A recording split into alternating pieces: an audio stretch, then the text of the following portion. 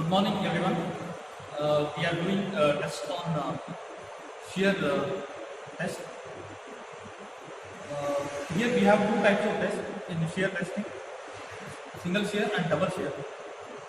We have two circular specimens. The smaller one for single shear and the bigger one is for double shear. Before doing the test, we need to take the diameter of the specimen. So the diameter of the specimen with the help of the vernier calipers. So if you measure the diameter, you get 8 millimeter diameter for this specimen, because the specimen is prepared for 8 millimeter diameter. So note down the diameter of the specimen. Let us do the single shear first. Before going to the test, you need to fix the specimen in an adapter and specimen holder. Here we have a specimen holder. This is called as a specimen holder, and this is called a shackle.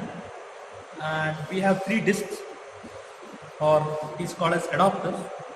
And we have to select M8 adapter because the hole inside the adapter is 8 millimeter. So because we have selected 8 millimeter diameter specimen, so M8 specimen, M8 adapter we need to select.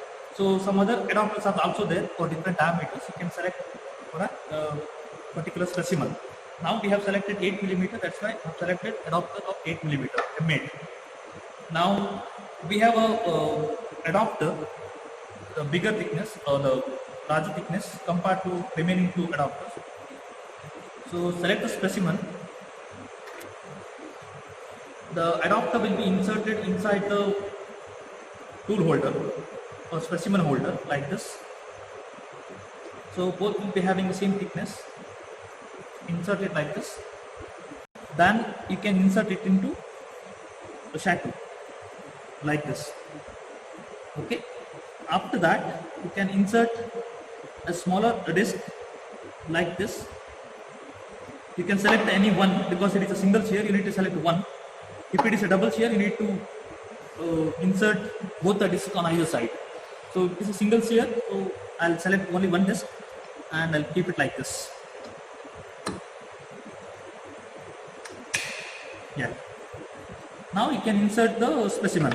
So this is a single shear specimen. This is a double shear specimen because it is a smaller one. Single shear specimen. Insert it like this.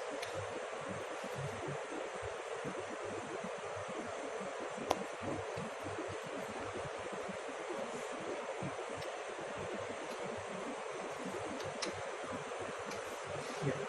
Now it is completely inserted. Yeah. Now the specimen is ready. You can keep the specimen on the table of universal testing machine. Like this, you can keep it exactly in the center.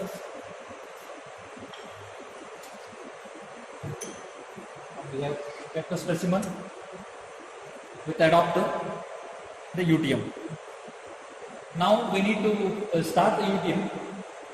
Here we have a setup, UTM setup. First you need to, we have 2 knobs. One is for crosshead knob, another one for hydraulic knob. First you need to set the reading to 0. Right now both are closed, both the knobs are closed. Both the knobs are closed. Now we need to open this first. Try to open this. Okay.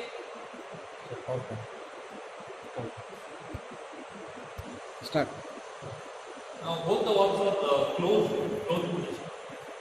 Now let us try to open this left knob. Try to open it for a few seconds, then close it.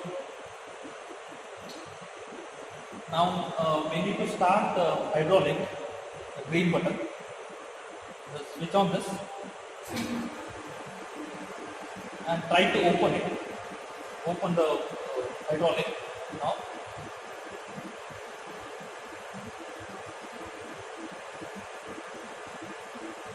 Wait until this load and resistance will become stable. When the displacement is 0, load is fluctuating. You wait till the load reaches to the stable value.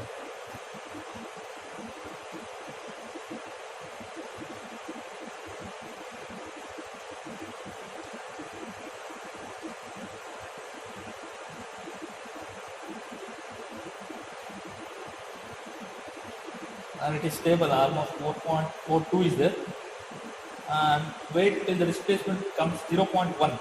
Yeah, now it is 1. Switch off the hydraulic.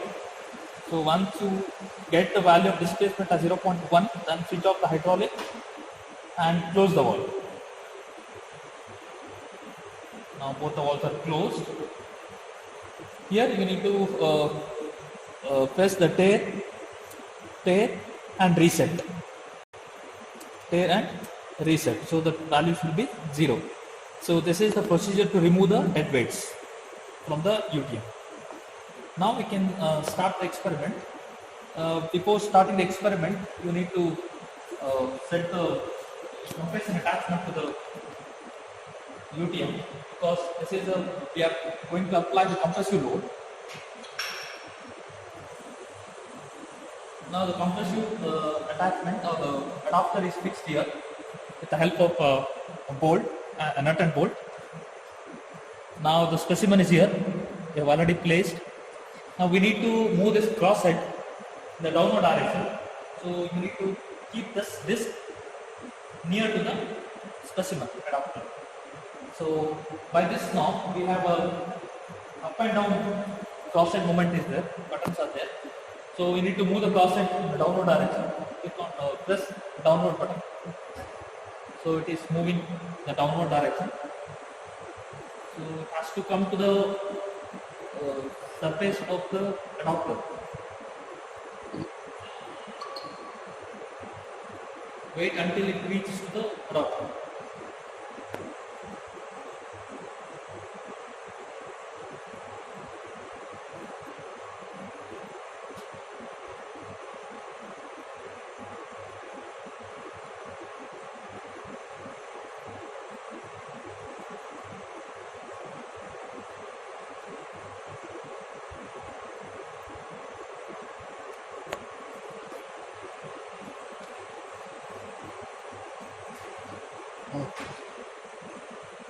There is a small gap, 1 or 2 millimeter gap between the upper surface and the adapter surface. So keep it like this. Then you can start the hydraulic, because we are going to apply the load. So on.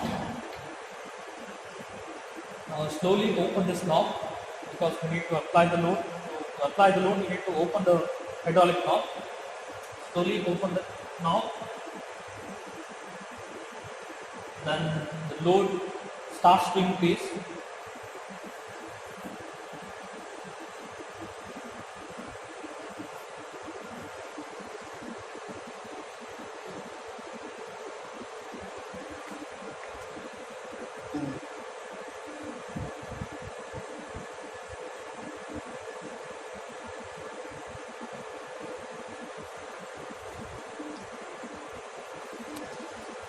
Load starts to increase.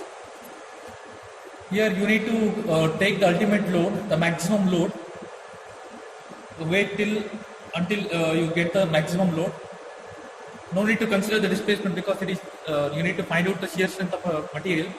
So to find out the shear strength, you need to take the ultimate load.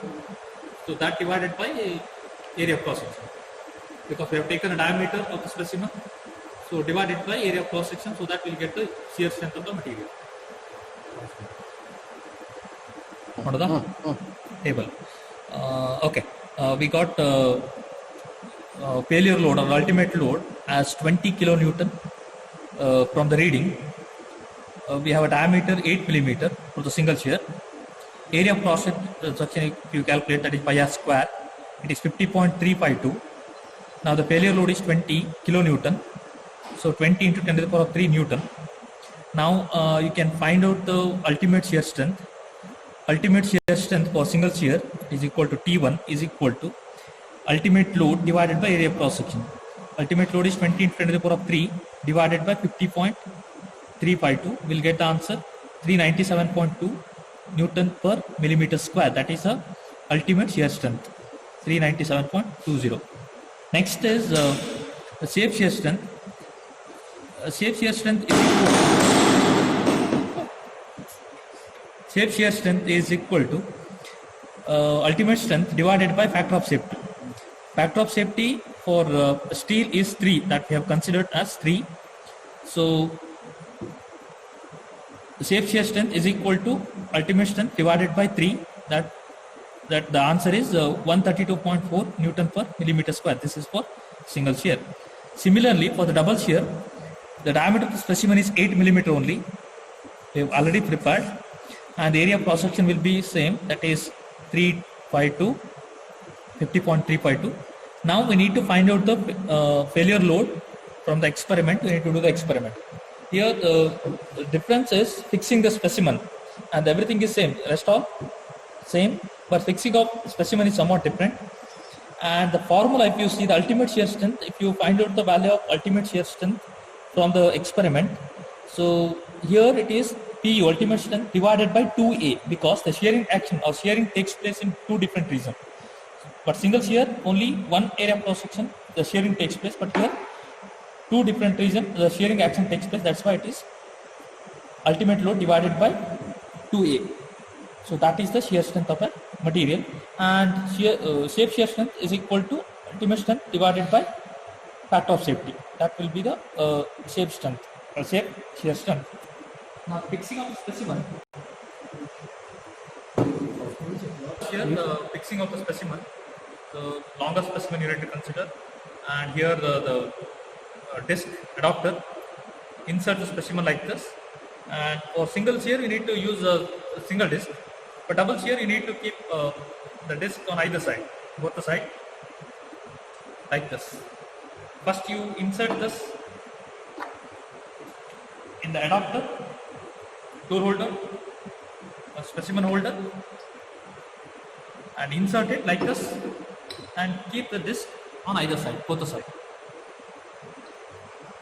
Then you can apply the load, so we'll get the ultimate load or ultimate fracture load.